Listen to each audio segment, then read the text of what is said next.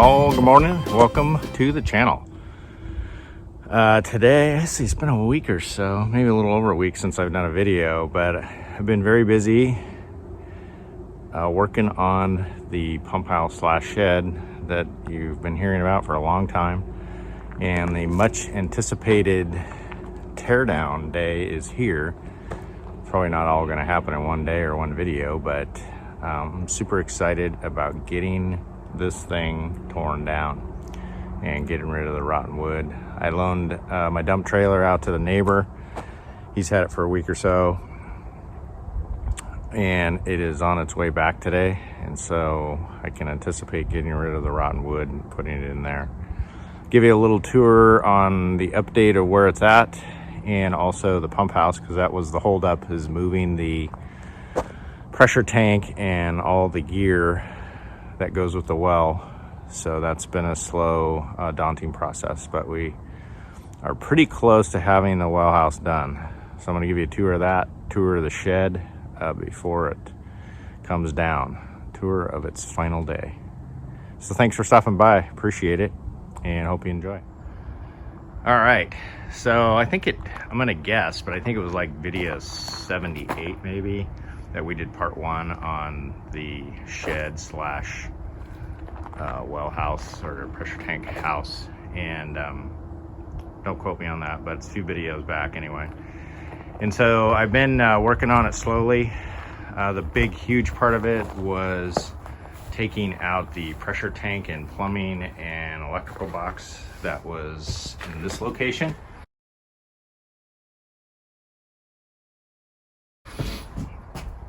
And so you can see that is gone. Additionally, I think I told you about 2 years ago, I did some Band-Aid work on this and put some new supports in here to just try to hold it together. And so that included 3 sheets of plywood. So I did pull those off and use those on the new well house. So that's why those are already off of there. And I did salvage some insulation, some of this, so you could see this building is not rodent secure or airtight, and so we did have some rodents in some of the insulation, so I didn't reuse that, but was able to salvage some of it.